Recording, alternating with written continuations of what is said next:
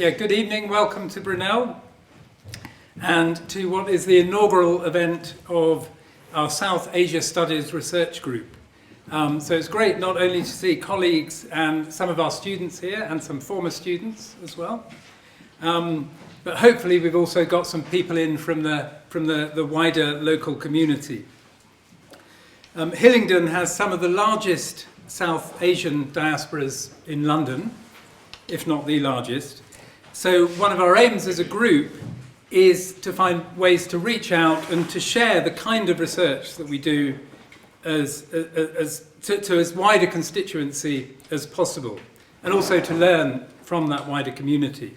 So that's one of the aims of our research group. So please do watch this space for forthcoming events, including a free documentary film showing, which you should all have a pamphlet for on your chairs, a film by our own Peggy Froerer, who's speaking this evening. If you're interested, please do use Eventbrite to book a ticket. There's the web address, I think, is also on that flyer. We're also on the verge of launching a new master's degree in Global South Asian Studies. So if that interests you, please do get in touch. And we've got our website address here as well. When I move, you'll be able to see it. Have a look on there, and we'll be updating that as things develop. Now, within Brunel, the group is also intended to bring together scholars from across the university working on South Asia and its diasporas from many different perspectives. So although we're located specifically in anthropology, we also have colleagues working on South Asian literature and dance, drama, theatre, and so on. We have colleagues working in education, in history, psychology, and across the sciences as well. And you can see some of the innovative work being carried out by our colleagues on our website, on our web pages. Now, before I introduce our speakers for tonight's roundtable, a couple of very quick thank yous. We're grateful in particular to Brunel's Institute of Communities and Society, directed by Meredith Jones, who sponsored this event, along with the Department of Social and Political Sciences, which is led by Peter Thomas, who's over here. So thank you both for being able to, so that we were able at least to provide you with some refreshments at the beginning here this evening. Thanks too to our student volunteers, to James, to Alex, to Kai, and to others. Thank you to all of those, to anybody who's helped. And particular too to Luke, Peggy, and Devanshi for organising this event in particular. Now, soon after setting up this new research group, we became aware through press reports of particular communal tensions between what were identified in the press at the time as Muslim and Hindu groups after an India-Pakistan cricket match, which was held on the 28th of August, and which had reportedly sparked violence in Leicester. And Leicester was this city previously held up as being a beacon of diversity and integration among its South Asian diasporas.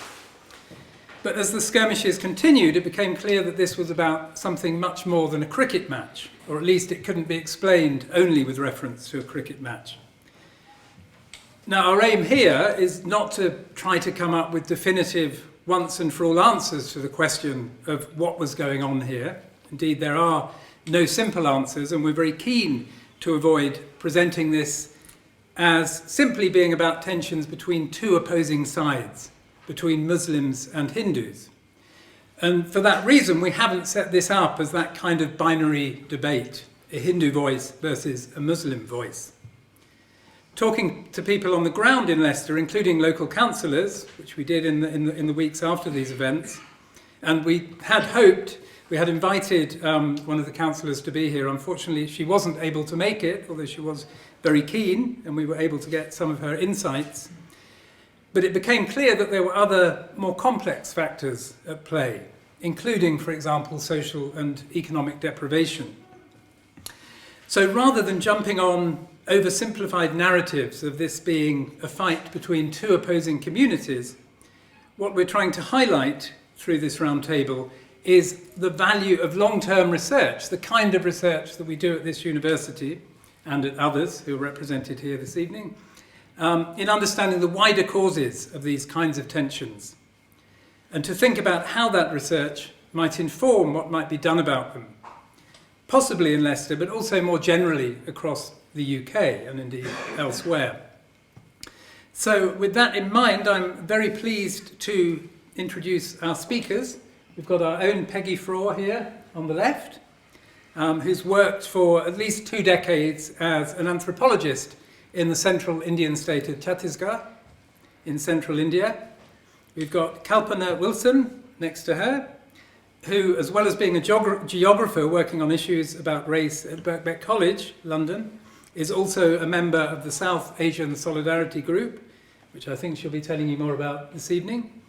Then we have Ashraf Hoque, who's also an anthropologist, who has undertaken extensive fieldwork with Muslim youth in Luton, and has written a very good book about it, which you might also want to plug a bit later. And last but not least, on the far left here, we have Amogh Sharma, who's in development studies at Queen Elizabeth House at Oxford, and whose research includes the role played by social media in South Asian politics. So hopefully these various different perspectives will give us something to think about. Now, in a moment, I'm going to give each of them, I think we've said 10 minutes or so each, to draw on their own experiences and their own scholarship, to offer their takes on the current situation in Leicester, and to say something about what we might take from it. And then we're going to open the floor to questions and comments from the audience, to which the panel will respond. So in order to give as many people a chance to speak as possible, I'm going to ask everybody to keep their questions short and snappy, if they can, to no longer than a minute or so. So, okay, on that note, thank you very much, and I will hand over to Peggy here and try and work my way around back to this table. Right, thank you very much, James, for that marvellous introduction, and welcome everyone to this inaugural event. Without further ado, I'm going to launch into what I have to say about this. So, details of the large-scale disorder that recently took place in Leicester, a city that has been described by Hindus and Muslims in a joint statement as a beacon of diversity and community cohesion, are well known to most of us here, I think, tonight. We're also by now familiar with many of the explanations for these tensions, some of which were touched upon by my colleague James. These range from the victory celebrations that flared up following the cricket match between India and Pakistan, to a flashpoint incident, so-called, that got out of hand, to disinformation and other social media stuff that distorted what is happening between different communities, to no obvious local cause whatsoever.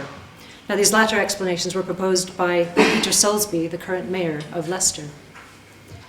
But there are clearly more complex factors at play, and while some of my other colleagues here on this panel are in a much better position than I to address the issues that relate specifically to the local context, my role here is to consider some of the patterns and parallels that I see between the communal tensions we've witnessed in Leicester and those that have unfolded in central India, where I've carried out ethnographic research for over 2 decades. So let me first give a brief overview of my own research background. I began my fieldwork as an anthropologist in central India in the late 1990s.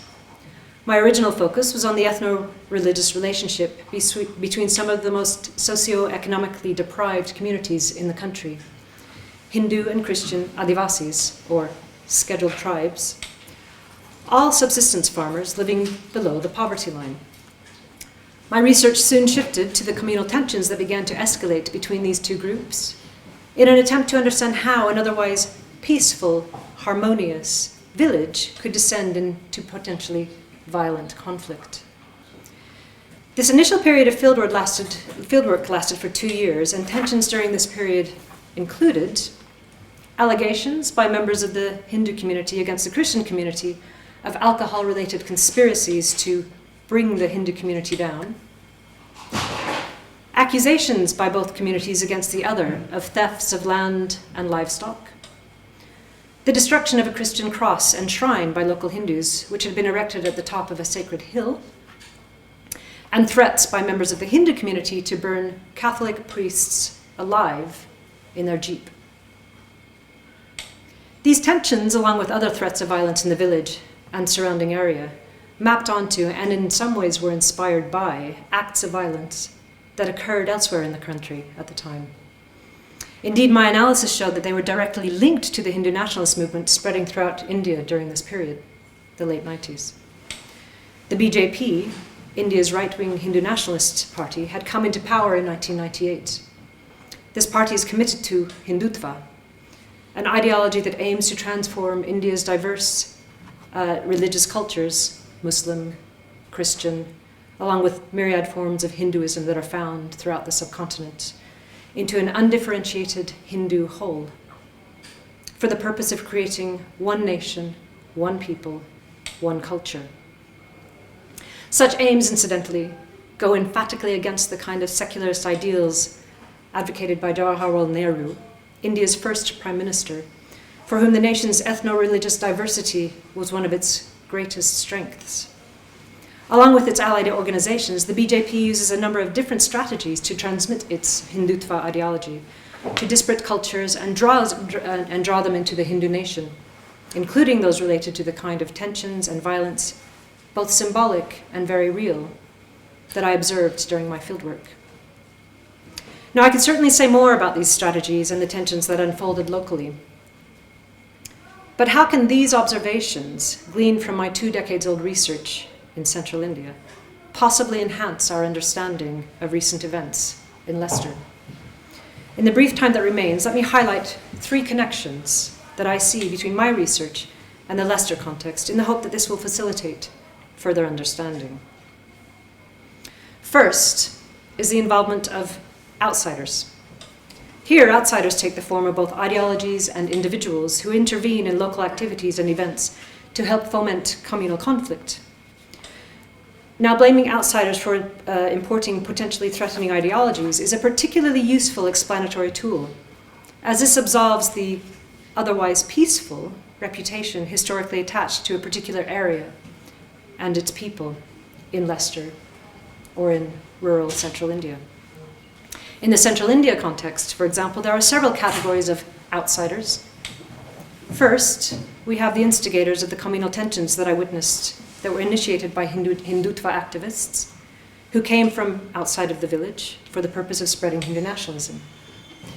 These outside activists were in part motivated by a second group of outsiders, local Christians, mainly Adivasis who had immigrated to the area 1 generation previously from another part of India, bringing what the Hindutva activists described as anti-Hindu beliefs with them. A third outside group consisted of the church itself, which was attached to a global Christianity whose headquarters were outside India, that is Rome, and whose alleged aim was, remember, to bring the Hindu community down. The rhetoric, this outsider rhetoric features in Leicester as well, with reports in the media suggesting that the violence was instigated in part by those who came from outside the city, nearby Birmingham, but also Luton and London, for the express purpose of stirring up trouble. Immediately following the conflict, Hindu and Muslim religious leaders issued a joint statement, calling upon the inciters of hatred to leave our city alone and reiterating that, and I quote, "Leicester has no place for any foreign extremist ideology that causes division." Mayor Peter Soulsby made the same point when announcing the inquiry into the events, stating that it would be necessary to investigate whether the disturbances were, and I quote, "motivated by extreme ideologies imported from elsewhere." So at this point we see how outsiders can be implicated in the escalation of communal tensions as they allegedly bring their aims and ideologies into an otherwise very peaceful city, Leicester, or rural village in central India, disrupting the existing ethno-religious harmony and, quote, "very good relations between people of faith." Again, these are statements from Mayor Soulsby. The extent to which those involved in such tensions actually come from outside is, of course, contested. But in many ways, this is immaterial. The important point here is to highlight the powerful role and rhetoric of the outsider, real or presumed, in the rise of communal tension. Second is the cultivation of the threatening other, which is of course related to and often construed as an outsider, historically at least, and often attached to a powerful external body, global Islam, for example, or global Christianity, against whom the threatened local must resist. In India, this threatening other invariably refers to one who stands against the broader rights of Hindu people. Historically, and particularly since the rise of the Hindutva ideology in the early 1990s, the Muslim community has been designated as the primary threat against the Hindu majority. In central India, however, this threatening other is the Christian, or more broadly, the Christian church, which was charged with engaging in subversive activities, particularly amongst rural Adivasis, thereby constituting a risk to the wider community of Hindus. In the UK context, this threatening other trope generally refers to the so-called Muslim terrorist. It's used as justification to instigate violence for the purpose of protecting the broader community.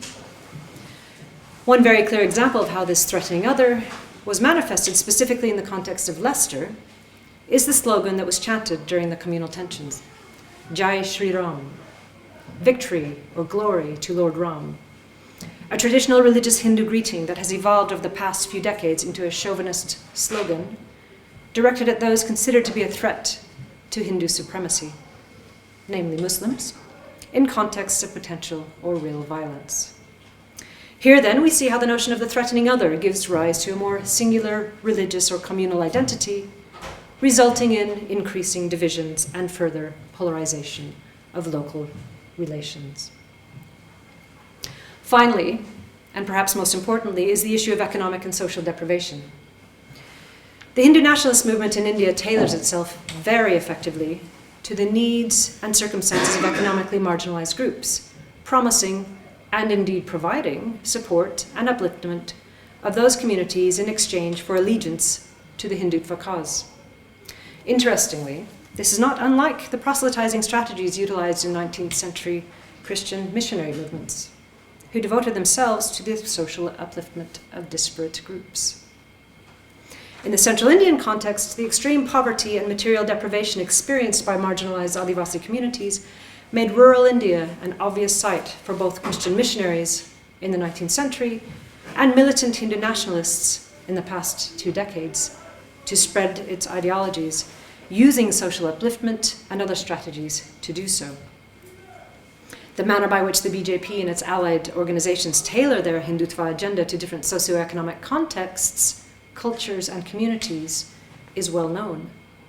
The kind of strategies utilized to draw Adivasi communities from rural India into the Hindu fold, for example, where some of the most disenfranchised members of the population struggle to eke out a living, and where Christians constitute the most prominent threatening other, may vary from those kinds of strategies used amongst communities in urban contexts elsewhere in India. In Leicester, similarly, leaders from all sides agree that the growing disenfranchisement among young people in the city's sizable South Asian community makes the area rife for extremist ideologies, both Hindu and Muslim, to take root. Local councillor Rita Patel notes that over the past decade, local services for young people have been hollowed out by austerity measures. The coronavirus then disproportionately affected the area, and the current cost of living crisis is further aggravating economic inequality. To quote Councillor Patel, "When you look back in hindsight, you can see that the warning signs were there.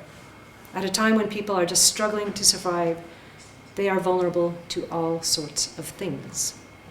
In other words, the tensions we've witnessed in both Central India and UK contexts are not down to religious or communal politics alone. What these events have in common is ongoing neglect by the Indian and British state, leaving a socio-economic gap into which powerful ideologies that promise economic and social well-being can be easily slotted. With this, I hope that the connections I've tried to make between these two seemingly different contexts are clear. Whether Central India or Leicester, we have seen how people's lives are impacted by factors that transcend ethnic and religious identities.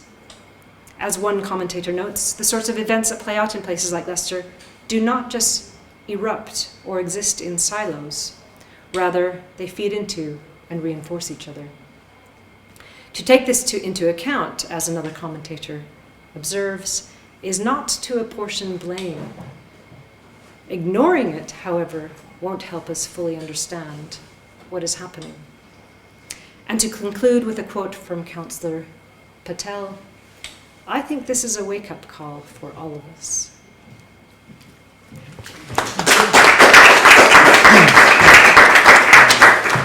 And next up we have Ashraf. Thank you, Peggy.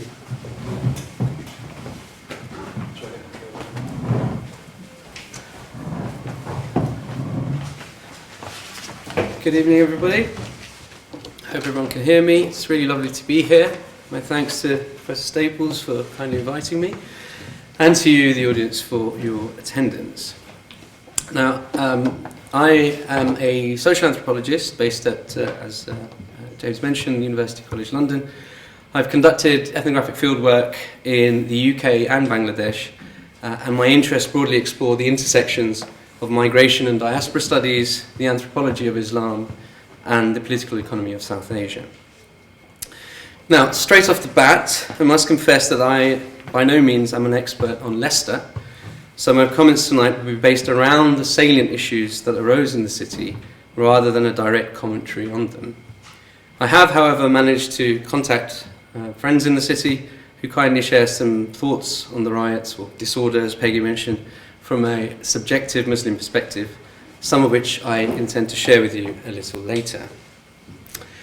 I have nonetheless conducted extensive fieldwork-based research in the Bedfordshire town of Luton among second and third generation British-born Muslim male youth, exploring their everyday lives, working, playing, praying under the spectre of the war on terror, and importantly, what it meant for them to be British. Now, this research was conducted between 2008 and 10 and sporadically since. Some of you may be familiar with Luton, either through direct experience or reputation. In the aftermath of 9/11 and the London 7/7 bombings, Luton has often been described in the media and academic literature as the hotbed of Islamic radicalisation due to its sizable Muslim community and links to a number of extremist organisations and individuals. Muslim youth in this period, mainly men, took over inner city black youth in the 1970s, 80s and 90s, again mainly men, as a seemingly undisputed national folk devil in the popular imagination. Men who, due to their pathological criminality and antisocial behaviour, should be feared, surveilled and reprimanded. Contrary to the vast majority of news discourse at the time, my study found that Muslim men in Luton felt and acted very British. They loved their home, their hometown, as a place that they could openly express their identity and defined Britishness in complex, agentive and innovative ways. I found that they were not only committed to Britain as a place where their long-term aspirations and hopes were to be played out, but that they also identified very strongly with the plight of the Ummah, meaning the global community of Muslims. They drew on the Quranic verse, "Indeed, all Muslims are brothers," and the prophetic hadith, "The examples of Muslims in their mutual love, mercy and sympathy is like that of a body. If one of the organs is afflicted, the whole body responds with sleeplessness and fever." This informed their politics, not least in the realm of foreign policy. My friends in Luton were very concerned by the plight of fellow Muslims suffering oppression in Iraq, Palestine, Kashmir and other places around the world. This concern would regularly feature in conversations, particularly when discussing government and politics and their place in modern Britain. In fact, and perhaps paradoxically, all of my respondents claimed to be most comfortable with the identity of British Muslim, but when pushed, confessed that their Muslim identity was most important, then quickly asserted that one could be a Muslim anywhere and that there is no necessary conflict between national and religious identities.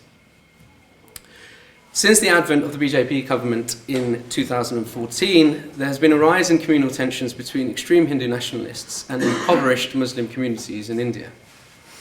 There have been public beatings, lynchings, rape, organised pogroms, and the amendment of legislation targeting Muslim communities. These developments were not lost on Muslims in Britain. In Tower Hamlets, where I now conduct research, the Muslim community has been active in organising protests and creating awareness of these atrocities. the concern felt among Tower Hamlets Muslims is the same as those felt in Luton, that Muslims should not stand aside and watch their brothers and sisters suffer. On social media, videos and images are shared constantly among Muslim youth, exposing the myriad injustices that Muslims in India and other parts of the world face and negotiate on an everyday basis, sometimes on live stream. This has led to a profound sense of awareness, anger and solidarity among the Muslim diasporas in the UK. The British Muslim youth response to the events in Leicester, bust-in protesters, anti-Hindutva demonstrations in Birmingham, and social media frenzy, therefore, needs to be contextualised through these lenses. On a broader level, the concept of ummah does not exclusively resonate with Muslims, but can be extrapolated to encompass and understand other global communities. In fact, a number of diaspora communities share a common sense of divine solidarity with co-religionists in an abstract, deterritorialized sense, or through the conception of a common mythic, imaginary, or territorial homeland. Through this conception of identity, transnational links are forged, where ideas, goods, and people move in multilateral ways and create novel, globalized social formations. This, however, can be a double-edged sword. On the one hand, it has the potential to unite people across borders and landmass, creating a space for conviviality, solidarity, and action. On the other, pernicious, divisive ideologies can also take the same route to spread fear, resentment, and misinformation, intent on creating the aforementioned folk devil. This has been the case with Islamist extremist ideologies appropriating the idea of ummah and conflating it with foreign policy to embed hatred towards the West among UK Muslim communities in the 1990s and 2000s. And with the rise of communal tensions in Leicester, the same appears to be happening among the UK Hindu community, where an anti-Muslim narrative based on stereotypes and revisionist histories are deployed by ideologues to generate mistrust, suspicion, and bigotry. Unlike the Muslim extremists, however, the insidious rise of Hindu extremist discourse and activity seems to be largely ignored by the British establishment. Some have even suggested that it has been tacitly encouraged by political parties. Whatever the reasons may be, history shows that unfettered, unchecked hatred only ends in tragedy. Now, I'm going to end with a quote from a Muslim community activist in Leicester, sent to me by a friend. You'd be absolutely right to think that Leicester has been the byword for diversity, cohesion. Yes, we've had our problems, but we are always seen as a beacon for other cities around the world. Traditionally, this area of Leicester is where many migrants first moved to in the city. It was the place where I landed when I arrived here from Africa, along with my Hindu brothers and sisters and Sikh brothers and sisters in the 70s. That was the area I grew up in. It's cohesive. We went to school together. We grew up together. We played football together. We worked together. Yes, we had our issues. Every society does, but nothing to this extent and never on the lines of religion. India and Pakistan have been playing cricket for decades. One wins, the other loses. There's always a bit of cheering, a little bit of banter. It has never, to my knowledge, erupted into violence in our city. In fact, the majority of the people in Leicester who have Muslim heritage are from India. So a lot of them who follow cricket support India. So I'm just going to leave it there. Thank you very much for listening.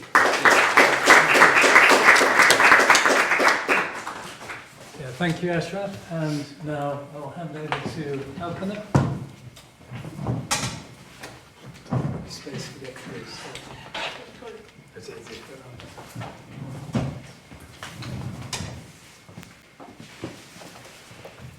Okay, well, thank you very much, James, and all of the colleagues from the Brunel South Asia Research Group. I think this is a really timely and important discussion to be having at this point.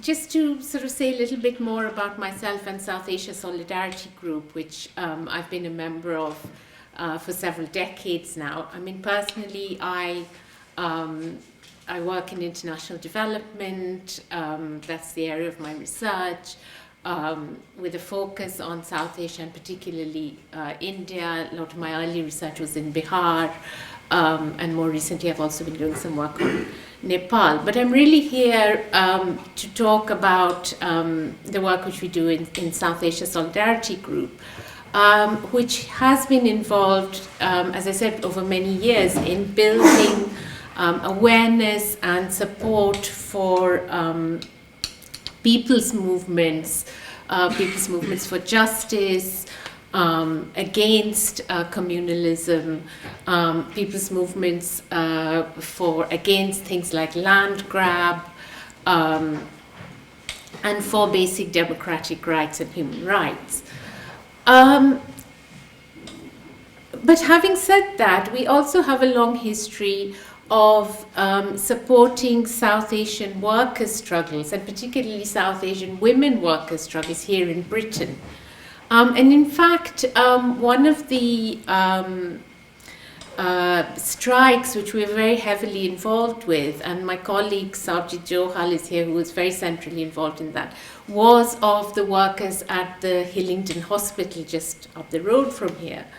So from 1995 to 2000, South Asian women workers at Hillingdon Hospital, who were cleaners and ancillary staff, were on strike after having been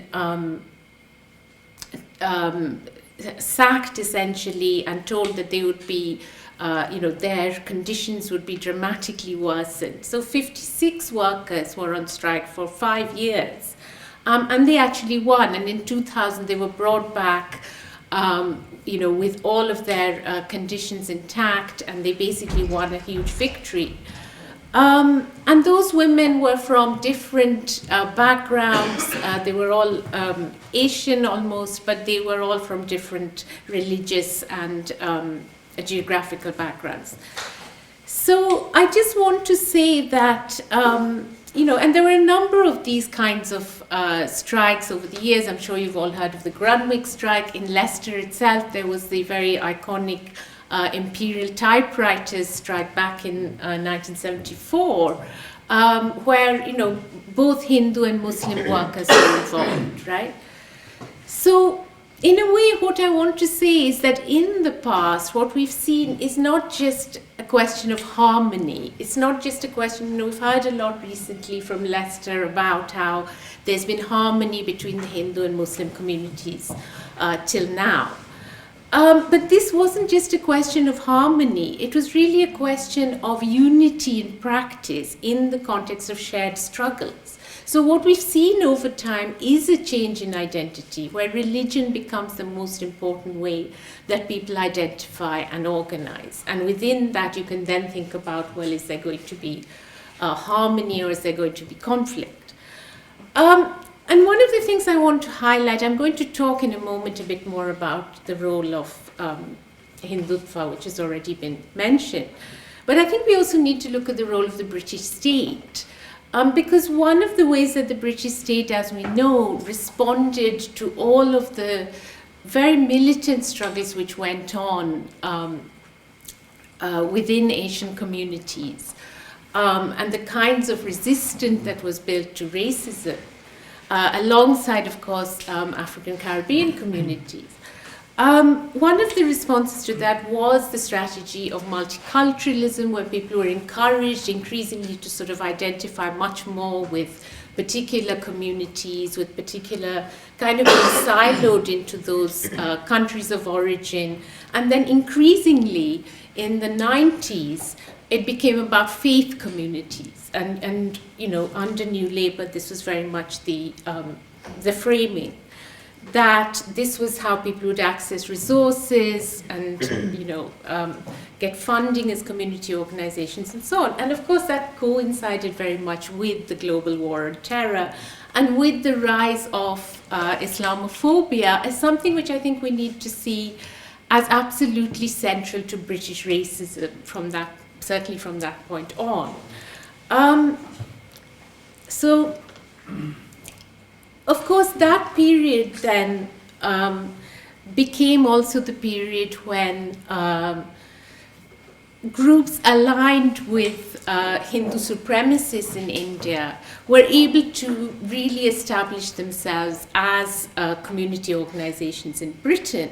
Of course, that's not when they began. So groups like the Vishwa Hindu Parishad and the Hindu Swayamsevak Sangh have a long history in the UK. And interestingly, the first branch of the VHP was actually formed in Leicester in 1979.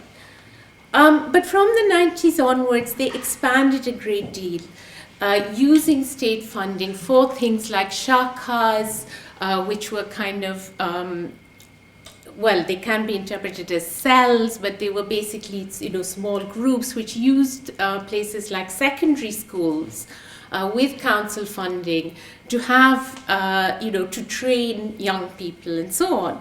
And we've seen, the kinds of training which was given, some of you may have seen, there was an ITV documentary a few years back about one in West London, where they had like a summer school for school children, where they were really telling them that Hindus and Muslims are not just separate, but that Muslims are the enemies of Hindus, and also Christians. So that very, very, acutely communal ideology was being spread in this way.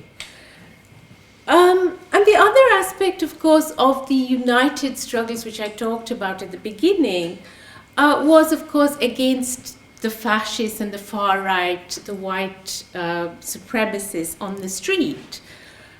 And that was another kind of arena where you saw people very much coming together for many decades after communities became established here.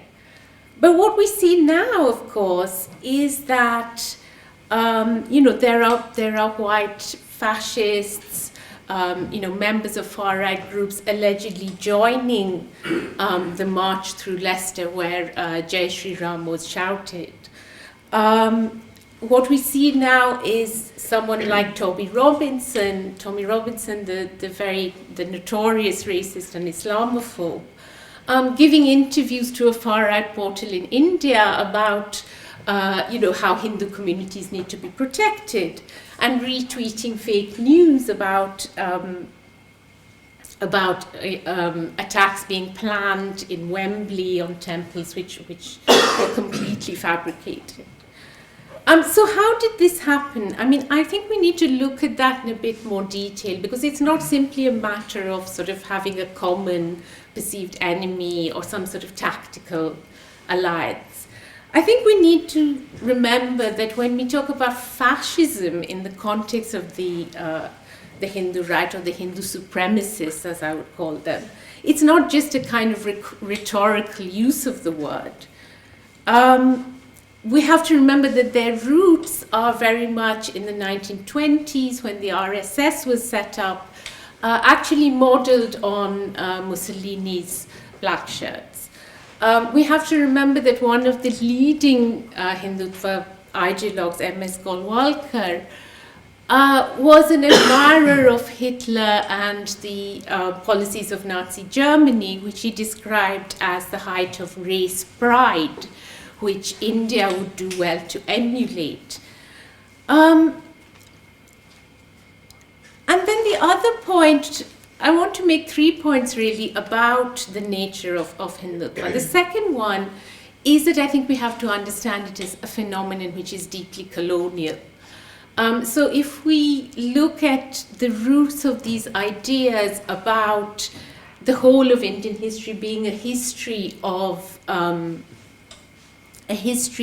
conflict between Hindus and invading Muslims, we can see that this is something that the British deliberately, and they wrote about this, deliberately started to build after 1857, because 1857 there was a huge uprising across a vast area in which Hindus and Muslims were seen to be working together, and where the British came very close to having to being thrown out of India. So after that, there was a very concerted attempt to develop this narrative that of division.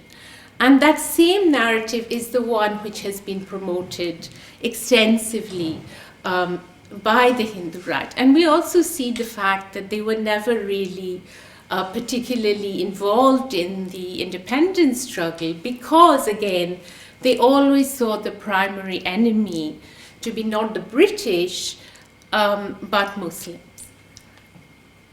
And the third point that I want to make about how we characterize Hindu supremacism is the fact that now it is completely enmeshed with neoliberal corporate capitalism. And I think that's important because sometimes it's referred to as Hindu nationalism, right? But there is nothing nationalist about the economic policies of the Modi government or of Hindutva itself.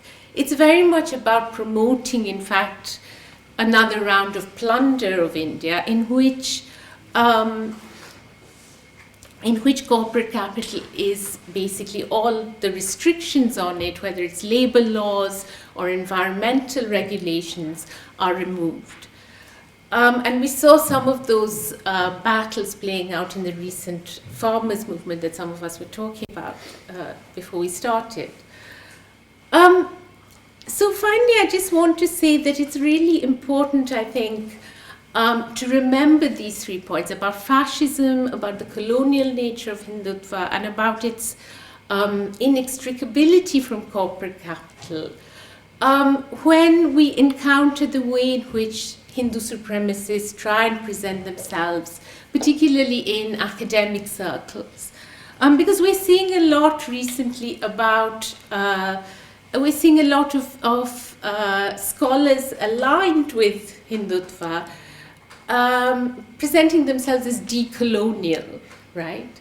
And I don't know if some of you probably remember that quite recently we saw Walter Mignolo, who's one of the leading Latin American scholars of decoloniality, actually endorsing a book by a Hindu supremacist, which, the book was claiming to be all about kind of rejecting Western thought and so on.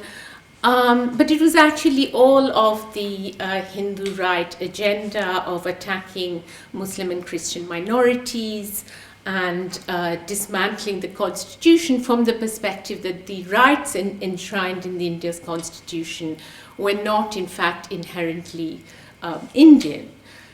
So I think we have to be very wary then of these sorts of framings. And this framing in Britain has been very closely linked to the denial of the existence of caste, which is the other thing that I think really has to be touched upon in any discussion of Hindutva in Britain, where caste comes to be claimed as being a British invention, despite its 3,000-year-old history. And this is something which has become a very key battleground in Britain because of the fact that Dalit organizations have organized over a very long period to get legislation which would allow caste discrimination to be incorporated in equalities law. Because we know that there's very pervasive caste discrimination, not only in Hindu communities, but across South Asian communities in Britain.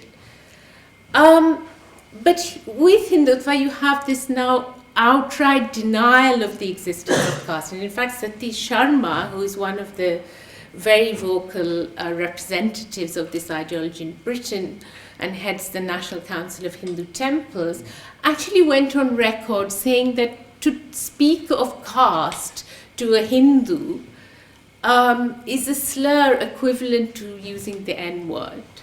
So to actually mention caste to someone who's Hindu. So this is the level of denialism which we have to be aware of. And the other thing which of course is really important at the moment is this term Hinduphobia, which is circulating a lot after Leicester. We're seeing a lot of We're seeing it being taken on, we're seeing it being mentioned by Keir Starmer in a Diwali message, and all kinds of places. We're seeing protests against the BBC where it's mentioned. But again, it's not as recent as one might think. Some of our members in South Asia Solidarity Group were actually present at a meeting in the House of Commons, chaired by the Conservative MP Bob Blackman, and the Tory party donor Lord Jitesh Gadhia, where they hosted Gideon Falter of the Campaign Against Anti-Semitism, which was very much instrumental in establishing the IHRA definition of anti-Semitism, which many progressive Jewish groups and others have pointed out makes criticism of Israel's treatment of the Palestinians, brings that within the definition of anti-Semitism. And the people at this meeting were basically saying to Gideon Falter, please teach us how you did this, because we need to do something very similar with Hindu phobia. And now we're seeing, in fact, in the recent protests which they held at the BBC, that it's not just Hindu phobia that's being mentioned, it's India phobia. So any criticism of the Indian regime then comes within a framework which they want to represent as a type of racism, essentially. I think we also need to mention at this point that there's a very, despite the parallels and the similarities in strategies, there's a key difference, because unlike anti-Semitism and unlike Islamophobia and other forms of racism, Hindutva does not have a global historical or material basis. But what we are seeing at the moment is that accusations of Hinduphobia are accompanied by abuse and attacks really directed at anyone critical of either of Hindu supremacist ideas or of Indian government policies. So I'm going to leave it there, and yeah, look forward to.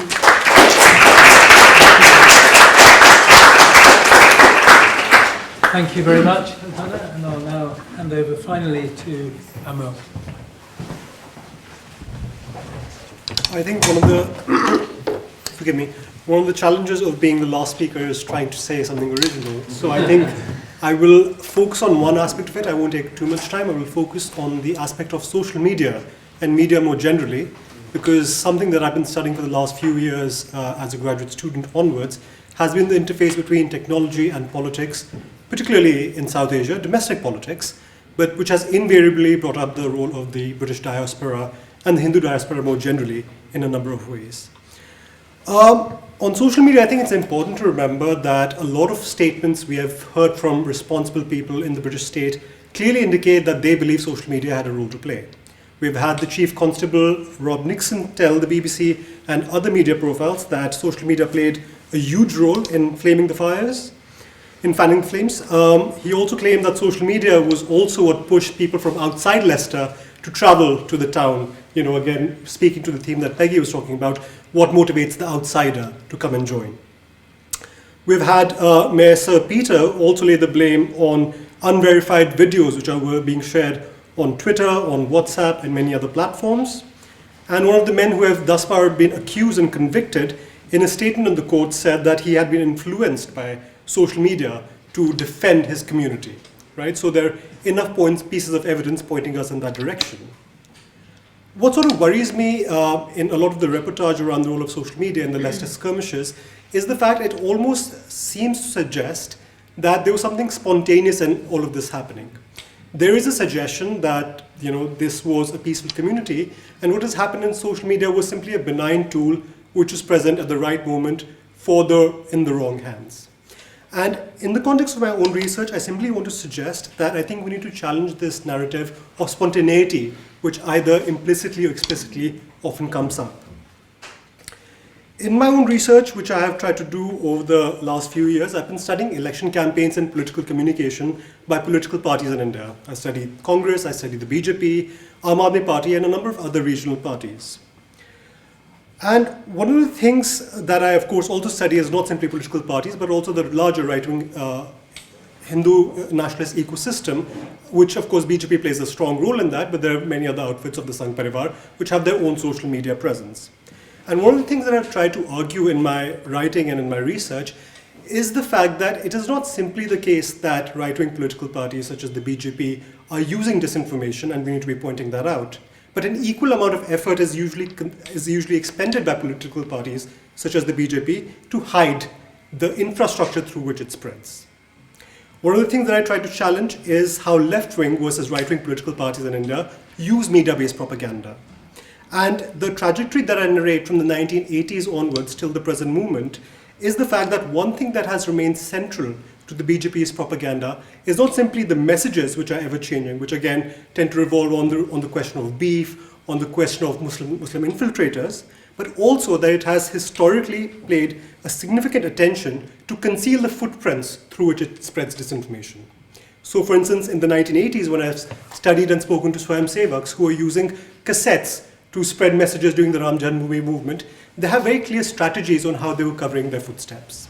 When I come to the present movement and when I look at similar strategies are being followed in WhatsApp, again, an equal amount of effort is being shown to conceal the footprints within which a lot of this is disseminated. So I think as scholars, our job is not simply to point out that disinformation is being spread, which of course is a key point, but also to find ways in which we can lift the veil of concealment that parties such as the BJP often try to place in front of our eyes. Now, I want to suggest very clearly, I want to clarify quite categorically that I'm not saying in any way that a lot of what happened in Leicester was stage managed by political parties in India. That's not my point. But I think it would be slightly innocent on our parts to not understand the linkages which in the last few years have been established between the British diaspora in the UK and certain Hindu nationalist organizations back in India. The story, of course, is a long one. I could narrate from the advent of commercial internet services in the late 1980s and early 90s in India, where conglomeration of websites such as the Global Hindu Network, the Hindu Universe emerged, how gradually the Hindu nationalist organizations started translating the traditional shaka into e-shakas or Skype shakas. But I don't think we need to go that far back. I think there's evidence to suggest that there has been in the last few years, I would say in the last 5 years, a more concerted attempt to link the Hindu diaspora in the UK with what is happening back in the South Asian continent. For me, the clear piece of evidence came around 2019 because that was the year of two major elections. It was the 2019 Indian general elections, but it was also the untimely elections in the UK, where one saw this linkage between the Hindu diaspora or the South Asian diaspora more broadly in the UK show its affiliations and its linkages back home. Some of you might remember that in the lead up to the 2019 Indian general election campaign, there was a flash mob in support of Narendra Modi, which was organized in the streets of Manchester. Similarly, some of you might also remember that there were news stories around that time which said that second generation British Indians were planning on going back to India to help BJP in its election campaign. Now, of course, when I first read a lot of these articles, I think it was covered by The Guardian, also by The Diplomat, I thought this was sheer hyperbole. This is, perhaps flooded stories, or perhaps it is part of the same narrative that tries to glorify rising India and hence inspiring, British Indians to go back and trace their roots. But of course, I did field work in the lead up to the 2019 Indian general election campaign in the months of March and April. And I was staggered to find personally that there were scores and scores of second generation British Indians who had gone back and had found places in the research departments, in the social media cells that had been created, both for the Congress as well as for the BJP. So there was a clear movement of ideas, human power, and financial resources. Equally, what I found stunning is later that year in December when there was the general election in the United Kingdom, we had, for instance, a leading member from the Overseas Friends of BJP in the UK say and claim that people from India and the diaspora in the UK had been rallied to canvass for the Tory party in 48 swing constituencies. Overseas Friends of BJP member had clearly claimed that. We also saw there were reports in The Guardian that WhatsApp messages were spread within the Hindu diaspora in the UK, which were anti-Labour Party in their tone. So the issue being that certain Labour MPs had raised the question of Kashmir in Parliament, and hence there was a concerted effort with Hindu nationalist groups who were operating in the UK to ensure that people were not voting for the Labour Party in 2019, not least under Jeremy Corbyn's leadership. So I think it raises the question that what is at stake in creating these linkages between second and third generation diaspora in the UK and what is happening with Hindu nationalist politics back home? And I think the answer is twofold. First of which is the politics of respectability that Hindu nationalists have always tried to chase. Some of you might remember that before Narendra Modi became Prime Minister, he had a travel ban in different parts of the world, also in the UK. And even before he became Prime Minister, there were concerted attempts in the UK, led both by MPs in the Labour Party and the Conservatives, so this is not simply a Tory party problem. In fact, I would say Labour Party MPs were slightly more vocal in ensuring that the travel ban that was imposed on Prime Minister Modi was revoked even before he officially became Prime Minister. In fact, there was a certain instance where a certain prominent Labour MP, I will not take the name here, but although all of this is in public domain, went on the show of the popular TV news channel Left, Right and Centre, which is hosted by Nidhi Razdan, where he defended proudly Narendra Modi, and he also criticized the journalist for questioning and being too critical of the man. And I remember at that time, as I was studying how Hindu nationalists galvanize in the mainstream media, the most popular video that was being circulated at that time had a caption on YouTube. It was a YouTube video, and its title was "British MP slaps Indian journalist on the face, comes out in support of Prime Minister of Chief Minister Modi." He wasn't Prime Minister at that time. So it is this sort of respectability that I think Hindu nationalist organizations constantly chase, and hence there is something at stake there for them to forge linkages with British politics and the diaspora in general. There is, of course, also the concept of dhimmi and dhimmitude. By a show of hands, how many of you have come across this term, dhimmi or dhimmitude? Okay, there is one. It's spelled D-H-I-M-M-I. This is a term that was popularized by Giselle Littman in the early 80s. It had almost no popularity or uptake in the South Asian subcontinent. But recently, if you follow the right-wing social media enclaves, this is used across the board for people like me who perhaps have a Hindu surname but are critical of Hindu nationalist discourse. And this term dhimmi is basically used to designate all people who are non-Muslims, infidels in their terms, who live in so-called Islamic lands. And Giselle Littman really popularized this topic to denote people such as, who carry a Hindu name and are critical of Hindu nationalist politics, to show that there is simply appeasing Muslims. Right? Quite like the trope that is often used against progressive Jewish people who are critical of, let's say, the state of Israel, that they're self-hating Jews. This is the same equivalent that has now been popularized in social media discourse. So this is another reason why what is happening at Leicester is so important for Hindu nationalist groups back in India, because they can point towards something like what happens in Leicester, and they can create all sorts of rumors about it to show that this is the threat of Islamic invasion that awaits countries such as India. BBC has had a report which has shown clearly that on a sample of 20,000 tweets that it collected around the Leicester skirmishes, half of them were geotagged and generated from India. And all of them had hashtags such as Hindu hate, anti-Hindu pogrom, and so on and so forth. The final point that I will end on is to say that this is simply not a problem of social media, and hence when a lot of legal proceedings are now going on, they are trying to figure out who are the people who are spreading these fake news, fake videos, and conspiracy theories on social media.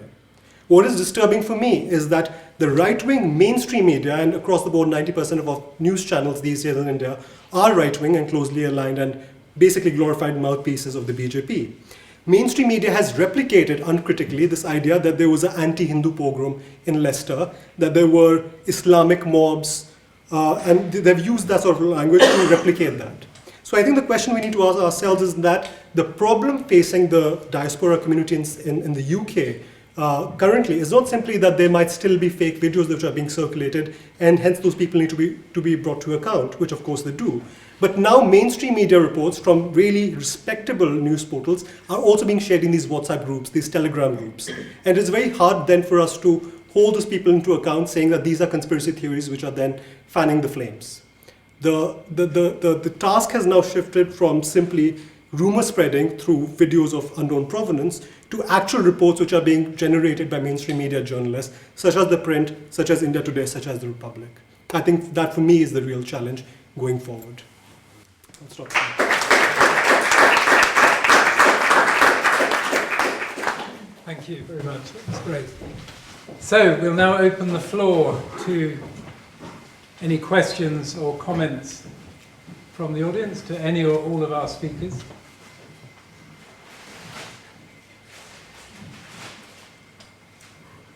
Do we have any? Otherwise, while you're gathering your thoughts, I mean, one of the things that I was thinking there is how do we, whether as academics, but not just as academics, as members of the public as well, there is that challenge of how we distinguish between these kind of fake news stories, propaganda, things which are often patently untrue, but how do we distinguish, I mean, how do we know what to believe, I guess is the question.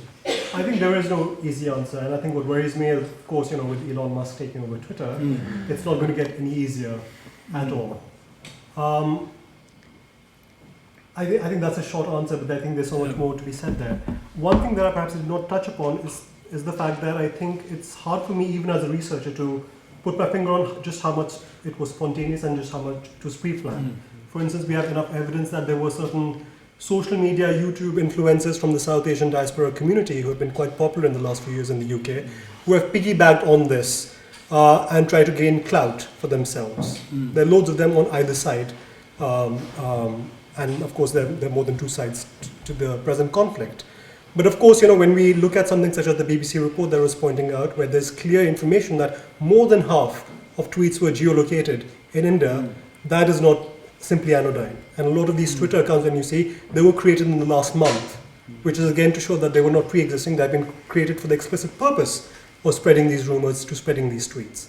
So for me, the tension is not simply to decide what might be fake, what might be real, but really also what gets shared, let's say, in the heat of the moment, not to justify it, but to understand it analytically, what gets shared spontaneously, and what, of course, piggybacks on these transnational linkages, which have been in the making for the past 4 or 5 years, from 2019 at the very least, if not 80s, and we can go as far as that.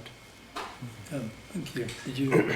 Yeah, I mean, I just wanted to add to that, and I think that's absolutely crucial what you've said. I think one of the things we have to begin to do in Britain is to kind of have much more, in a sense, political awareness around the existence of Hindutva and the kinds of narratives which are coming out from it, and I think that's been a kind of, it's taken a long time for the left to really engage with the Hindu right in the same way as they've engaged with other global far right forces. And I think, for example, we tend to feel fairly confident that we can identify the kind of fake news and the kind of narratives which are coming from, for example, Trump supporters, or the kinds of we know the themes, we know the buzzwords, we know about the kinds of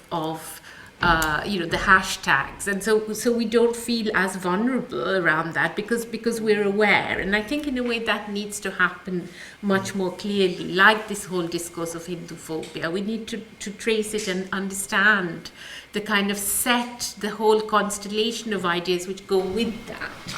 And I think that's one thing. I think the other thing is that in a way, when we look at what's happened after what happened in Leicester, it becomes even clearer the extent to which there is now a strategy of bringing this onto the streets in Britain, which wasn't there before. I mean, for many years it was really about spreading the ideas and fundraising extensively from the diaspora. And we know how funds went directly from organizations like Seva International, which fundraised for the Gujarat earthquake in 2001. Funds were then used directly in the violence, went to organizations which were carrying it out in the ground in Gujarat in 2002, when there was a massive genocidal attacks on the Muslim community there. So that's been happening for a very long time. They were fundraising again during COVID-19. But now there's definitely a shift, and there's definitely a feeling that they want to bring it onto the ground here.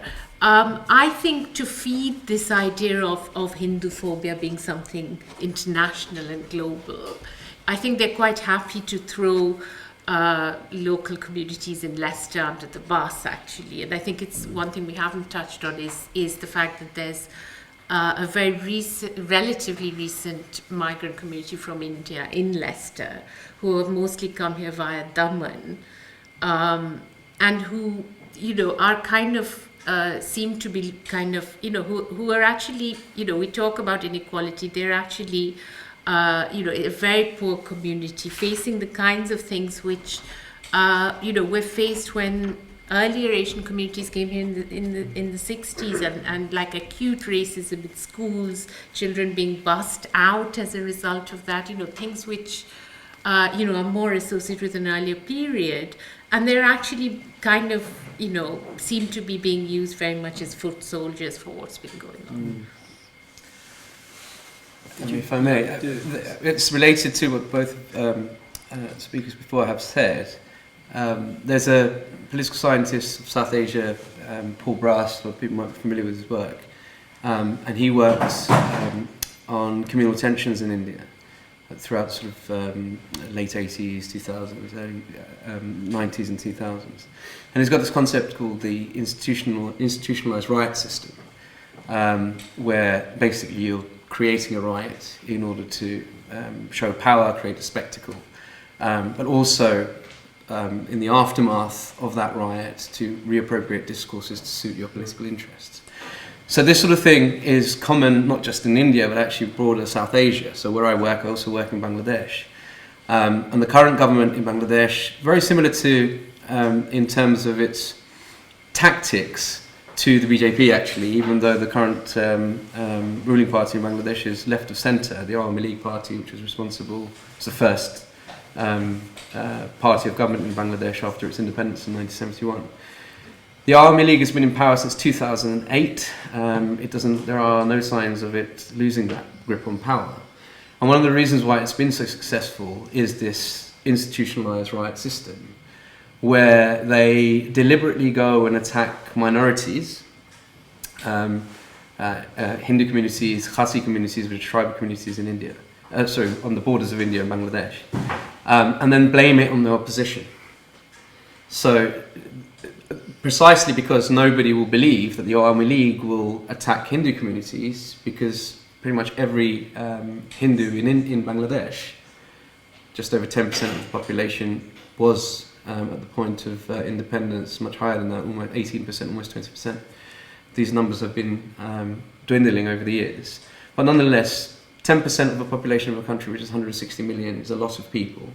And that's a lot of votes that the Awami League gleans in every election. So the Hindu electorate will never vote for the BNP, the opposition party's right of centre, or the Jamaat-e-Islami party, which are the sort of almost far right or hard right Islamist party. So people then believe that actually it's the BNP and the Jamaat-e-Islam who are instigating these pogroms. That then creates a groundswell of opinion pro the ruling party. It consolidates their rule for another however long. So it's a very cynical strategy, playing on discursive divisions in order to retain power and cement their political legacy. And of course in South Asia, in broader South Asia, not just in Bangladesh, getting into politics is a way to get rich. It's the way to get rich, certainly in India and Bangladesh. And a lot of people have a lot of vested interest in staying in power. A lot of people who are, I'm sure in the BJP context, which I know a little less about, but certainly in the Bangladesh context, are very aware that these ideas are not, they're not persuaded by them by themselves, but then they've got their own vested interest in staying in power, accumulating wealth. They have a whole network of patrons, people on their payroll, and that's all very enticing. So it's a very cynical political approach, but one that is very effective, it seems, and it's being, one of the harrowing things, chilling things for me, when I was observing what was happening in Leicester is this seems to be a very South Asian way of doing politics, which has now emerged in the UK, and there are absolutely transnational links and transnational reasons for that. But this point about spontaneity is very, very apposite, because this doesn't just happen. It's been going on for a very, very long time. And there was a sort of a perfect storm, if you like, where a legacy has been cemented and consolidated, and now they can come out with blocks. I just wanted to come back on that, if that's okay. I mean, I absolutely, agree with what you're saying on one level about the level of cynicism, which I think we see in South Asia and we also see in Britain. I mean, it's interesting that we're talking right now about all of this being imported and so on, but when we look at the politics we're seeing here, we've just had a speech by the Home Secretary talking about, the invasion of migrants, and we've seen the situation at Manston and so on. So I think there's limits to that sort of the horror of like this third world politics being imported.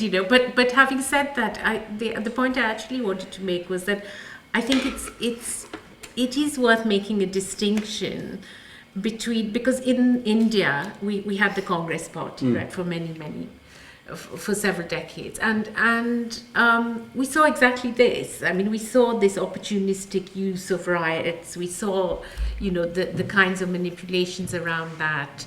That's not something new in India either. And I think yes, you certainly there are vote banks, there are there's money, there's all of that to take into consideration. And of course, we mustn't forget that in 1984 we saw the horrendous anti-Sikh pogroms in Delhi, right, and elsewhere. We saw and all of that happened. I think, though, it's still important to look at how the BJP is different. And I think for the BJP, this kind of violence is not simply a way of sort of like managing populations and kind of consolidating power opportunistically. It's actually absolutely central to its ideology and its project, which is that of actually establishing a Hindu state. And I think that is quite important, because I think the rise of Hindutva, Congress definitely contributed to, particularly from the 80s onwards. I mean, Rajiv Gandhi actually unlocked the Babri Masjid and so on, and also, through a kind of Hindu, a kind of soft Hindutva began to creep in along with neoliberal policies. So coming back to what Peggy said, in the context of that kind of taking away of resources, filling that with nationalism and so on, that was very much that. But I think this is kind of something new, and I do think we need to recognize that, and kind of maybe make that distinction as well. Yeah, can I respond back to that? Yes. I mean, I should have caveat. Now, I totally agree with what you're saying, and I should caveat it, because you talk in your talk, Kalpana, you mentioned the sort of political blackness that existed in anti-racist movements that existed in the 70s and 80s and among post-war migrants. That whole policy, New Labour policy, took it on, but it actually was a recommendation by the Scarman report in 1981, which was a response to the Brixton riots, but actually it was a response to a whole decade of riots that happened across the UK, all over the country, in areas of British towns and cities with high Windrush migrants, so people from the Caribbean, South Asia, all of South Asia. And it was a response on the part of the migrants to their conditions. We didn't have race relations until 1968. That only came about because of a bunch of heroes in Bristol and the bus boycott, the omnibus bus boycott, where that particular bus company refused to employ black and Asian staff because they could, and it was backed by the trade unions at the time, which was backed by the Labour Party at the time. So there's a historic class struggle or black struggle in the UK that led eventually to trouble boiling over, critique of the institutions of the state, the police in the case of Brixton, the sus laws and various other sort of brutal street level visceral racism coupled with institutional racism as well. That led to these riots that then the Thatcher government at the time commissioned the Scarman report. Their response, the recommendation in the Scarman report was that we needed to celebrate cultural diversity. So there wasn't any socio and economic intervention in that report, none whatsoever. A lot of commentators called it sort of, saris, samosas and steel bands, we need to sort of... And money was funneled into different communities along religious lines, and there were sort of, gatekeepers, self-appointed community leaders that money was given, and there was a sort of scramble for resources. So in many ways, this is a sort of neo-colonial form of divide and rule that fragmented the previous solidarities, class solidarities that the post-war migrants of colour felt. And at the end of the 90s, Thatcher was, at the end of the 80s, Thatcher was gone, Major came in, and the new Labour government actually really, really cemented this idea. And then this coincided with the war on terror. So there is absolutely a vernacularization aspect of any kind of transnational thoughts, ideas, goods, people. And this is why I think the British government has got a lot to answer for, and previous administrations have got a lot to answer for, because it's created this idea of divided communities, fragmented along ethnicity and religion. Whereas when you have a very new, divisive idea coming in, carried by new migrants, new labour forces, then you have a very unique manifestation. But the roots, I think, are to do with a very sort of way of managing people, right? Managing groups in society. And in this case, it was a very extractive relationship between resources, state resources, and bounded communities. And I think that's very important to bear in mind. Yeah, faith schools came in at around the same time. That's right, yeah. But I don't know if that was... Whether the state intentionality multiculturalism, we celebrate state multiculturalism, don't we? Especially for British, but there's a dark side to it, which I think sometimes we forget. Yeah, if people have questions, please I should have said before, yes, John, isn't it? Yeah, thanks. Yeah, John Gordon from UCL. Firstly, thank you, all of you, for such fascinating and really thoughtful speeches and discussion. I've got about 400 questions, but I'll just do 399 of them. And this one's sort of loosely directed towards Kalpana and perhaps Ash, but anyone can take it, which is simply to ask, do you have any thoughts about how this is going to sort of percolate into wider British society, by which I mean segments of British society that don't have any particular knowledge of or connection to South Asia? Do you think large sections of this country are going to buy into narratives of Hindu phobia? Might this be I think it was someone that Peggy quoted, a wake-up call for a lot of people about the existence of Hindu nationalism that they perhaps weren't hitherto aware of? Is this going to solidify as a left-right issue? Are we going to see a slightly cynically orchestrated Hindu phobia crisis in the Labour Party? Any thoughts about any of this? Obviously it's slightly speculative at this point. Crystal ball. Just what's going to happen?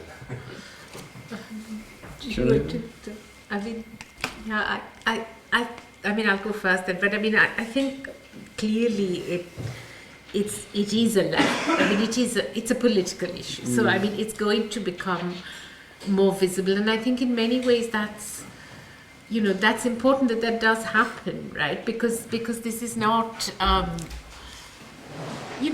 think just as questions around Israel, Palestinians and so on are not ones which have nothing to do with us here in Britain. Similarly, nor is what's happening in India. And I think so it's really, really important that people actually do become aware of that. And people are again, it goes back to how people actually identify fake news and so on, that people do realize that those parallels with how Hindu phobia is being weaponized as and it's actually, we can, in some ways it's different from what happened with one can talk about the weaponization of anti-Semitism, or but anti-Semitism exists. Nobody's questioning that. I think with Hinduphobia we can see, that it appeared almost out of nowhere at a very particular time, very relatively recently. We can see this happening. So it's very interesting, and it's also very visible. But I think yes, it has already been, as I said, it's been taken on by Keir Starmer. There's an early day motion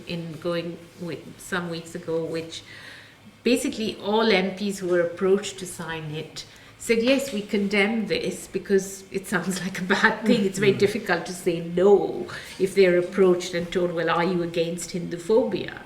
And yet, in a way, it's very difficult to find any evidence of it at the same time. And I think that's, and people shouldn't be afraid of asking those questions, because in a way, they should think about being in solidarity with those who are actually, active on the ground, who are in touch with the, very concerted resistance to Hindu nationalism, Hindu supremacism in India. I mean, we've seen just in the last couple of years 2 huge social movements, right? One being the one for inclusive citizenship and against the Citizenship Amendment Act, which basically excluded Muslims from full citizenship, and was sort of led by these really inspiring movements of Muslim women going into public occupation, going into occupation of public spaces across the country, starting with Shaheen Bagh in Delhi. Then we saw this massive farmers' movement, against laws which would have really handed over agriculture fully to corporate control. And they won. They've been largely retracted. So people here who are actually acting in solidarity with them and educating people about those movements. I think those are the connections which people in the left who maybe feel they don't know much about it should be making.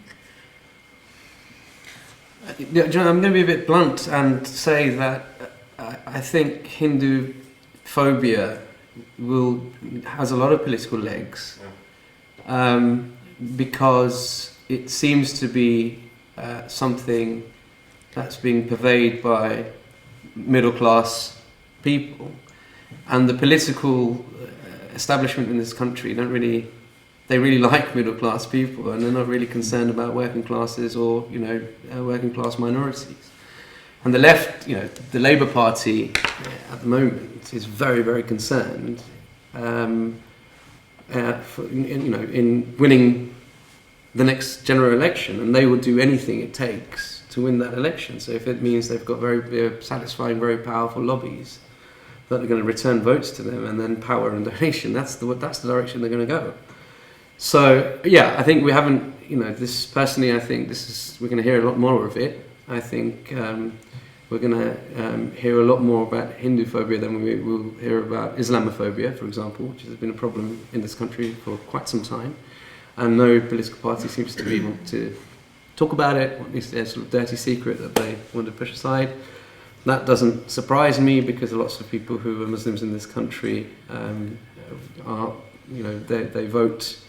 They are positioned socioeconomically as people who would generally vote for leftist parties. There's a political vacuum there. The Labour Party knows that these people will vote for them anyway, because where else would they go?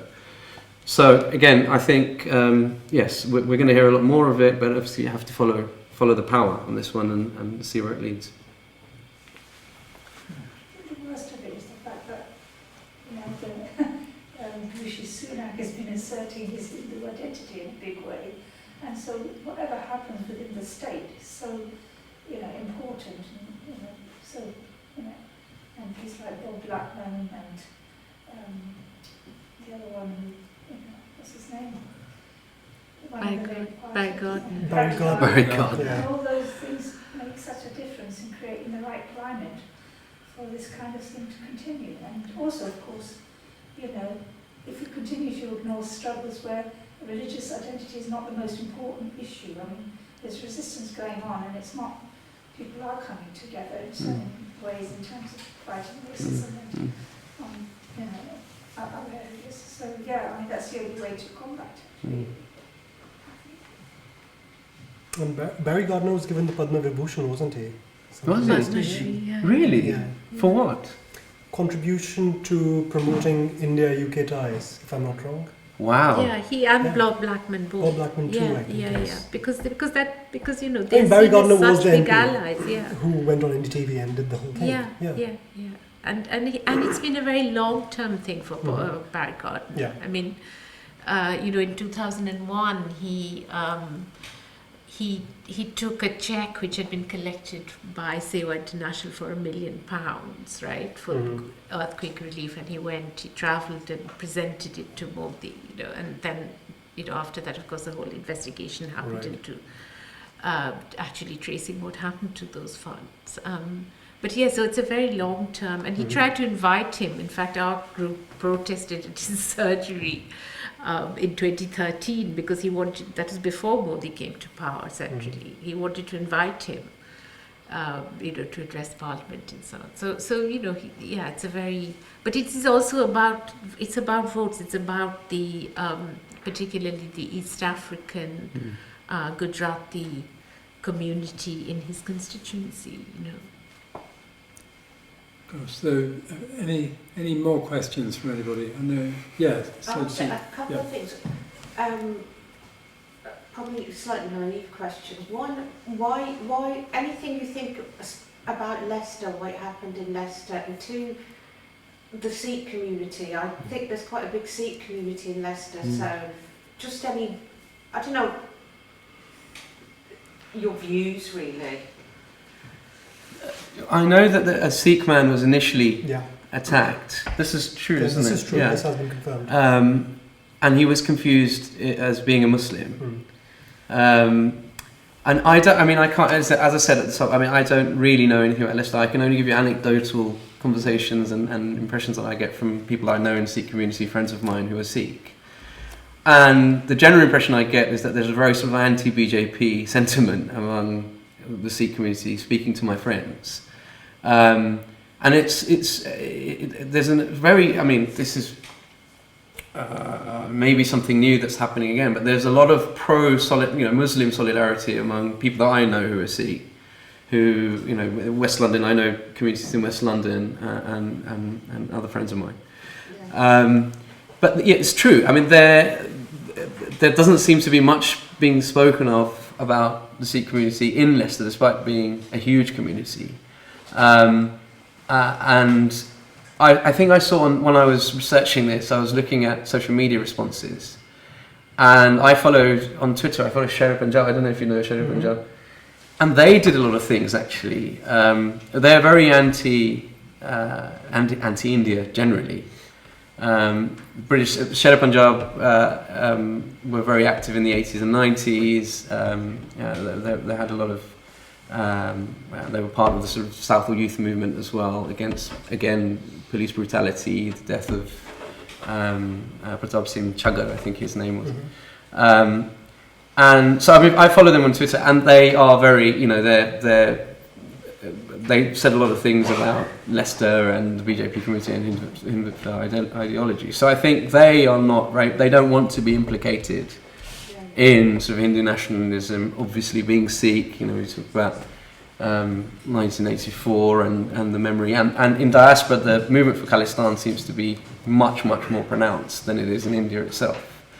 So there is a very sort of strong anti-Indian sentiment that I feel anecdotally. I mean, this is something that I haven't studied. It's something that I've have observed.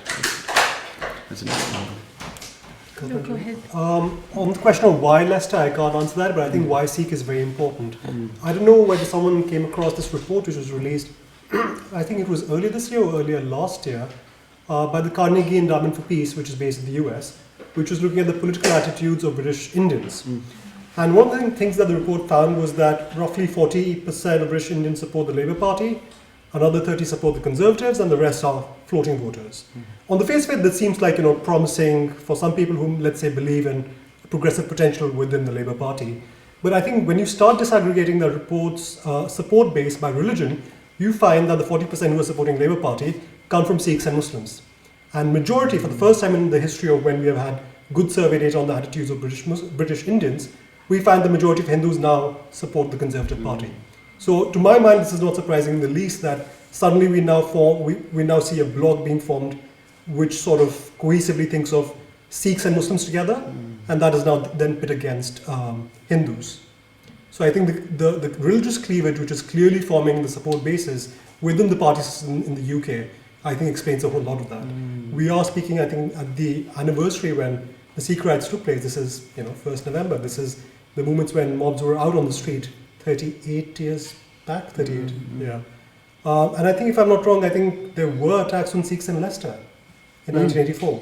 They weren't, of course, as widespread as in India, but there were 1 or 2 attacks in Leicester, maybe parts of London too, on Sikhs. So, again, long time in the making, but I think something far more recent has happened, which does pit Hindus against Sikhs in this way.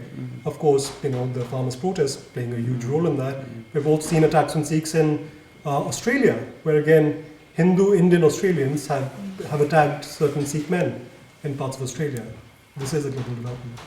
And I think the other part of that, which people have already touched on, is this sort of the fact that the South Asian community is not monolithic in economic terms either, and although those differences have become more pronounced recently, they were always there. And I think when you talk about this kind of category of British Hindus, it's really mainly talking about people who are the descendants of migrants from East Africa, who already were kind of inserted in the whole colonial system as intermediaries, as the middle, literally the middle class, between African people and British colonialists.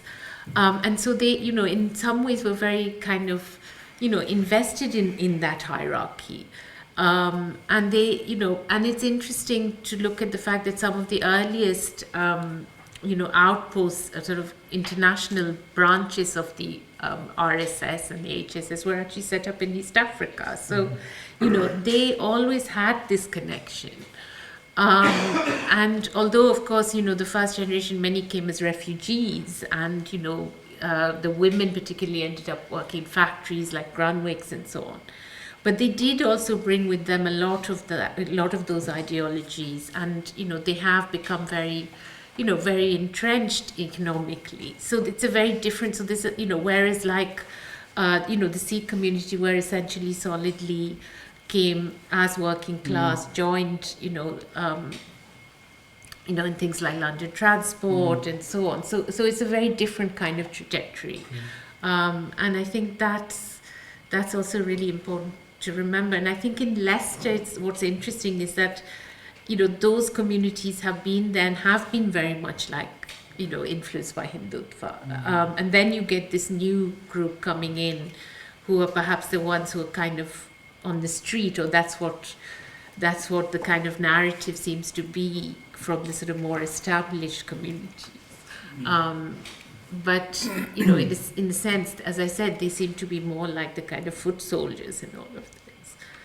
I think going back to the state and its rejection of the Sikhs, I think there's still a lot of stereotypical projection of the Sikhs as still the martial races, because there's always funding available, there's always promotion of organisation which will have some statue remembering the soldiers who fought in the Second World War, or there'll be something like, I don't know, Maharaja Dalip Singh, but when it comes to actually, giving some kind of acknowledgement or some kind of support for struggles going on the ground, that's a totally different issue.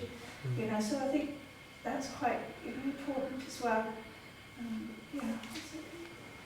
I know that recently, actually, the reason I said that is because in Leicester, I just recently read there's some kind of statue being inaugurated about remembering the contribution of the Sikhs towards the Second World War and other wars, which is, I don't think is a bad thing, but the point is that the dominant discourse or the dominant way in which you can be an acceptable, respectable Sikh is to fulfill these kinds of memories, so to speak. Even the memory of you know, all those workers who might be Punjabi or Sikh or involved in struggle, you know, we don't even, we find it hard to find that kind of stuff, I guess. Thank you. We should probably wrap up fairly soon, but we've probably got time for one more question if anybody like to ask one. Yes. Because yes. I don't know who won this cricket match that led but I did watch India Pakistan about 2 weeks ago where India won by 1 run. What was because it could have played into if Pakistan won that match, I don't know the outcome. I think India. India won 28th August. India won, Yeah. right, okay. Yeah, I didn't know, sorry, I didn't know. Galvanising. Yeah, okay. Yeah, but it's an interesting point because if Pakistan won that, what would have happened? Yeah. Right? So what Would do you there think be would have retaliation? happened? If you were going to... Well, I mean, from things I know I've seen. It's not a fair question. From my guess, I'll try my best to answer that. I mean, from what I've understood from on the sort of Muslim community leaders side of things, they're trying really hard to, curtail any kind of response and baiting. So there's a lot of. I mean, it was really difficult to get people to actually speak and give me testimonies for this presentation. Lots of people were frightened. Even on a sort of anonymous basis to talk about this issue. So it was tough. But what I was hearing that with that I couldn't get sort of formal quotes from them. They're like, look, there are problems here. The Muslim community scholars on the ground are trying to work with the youth and getting them not to engage with this whatsoever, because there's a previous question, this is about power. There's an understanding within the Muslim communities that they are less powerful than the Hindu community, and that they've been subject to state securitization, surveillance. They're more subalternized, in other words, than the Hindu community. So there's an understanding among Muslim religious leaders, it seems, that we're the ones that are going to get into trouble for this because we're the folk devils. And so if Pakistan had won, although I think there would not have been such a response, because the backlash within the community, for example in Birmingham, where they came out, and in Leicester as well, within the Muslim community has been, look, you need to, all the leaders are saying, hold back, do not riot, do not do these things, because all the work that we've been trying to do for the last 20 years or so, where we've tried to sort of get rid of this stigma of really dangerous terrorist sympathisers and sort of fifth column within the society, a pariah within, and all that sort of stuff. It's often associated around, in discourse around Muslims, British Muslims particularly. Will all be undone. So I would like to think that if Pakistan had won, there wouldn't have been a backlash. But again, as I mentioned in my talk, I mean, most of the Muslims in Luton support India. So they wouldn't come out and riot if Pakistan won. I think you're right, probably. Yeah. So anyway, I don't know if I've answered your question, but you've actually, lovely. Yeah, perfect. Well, in closing, I mean, we did say that we weren't going to try to offer any definitive answers to what happened in Leicester or what to do about it. So I think we've succeeded in probably not doing that. But there are clear difficulties in working out what to do going forward, particularly, given that Hindu phobia is framed in such a way as to appeal both to a liberal kind of elite. Well, a liberal elite is in itself one of those terms that now gets bandied about, to which we're all members, even if we might not feel very elite much of the time. But it's certainly given us lots of cause or lots of food for thought, I think. So thank you all very much for contributing to this. Final round of applause.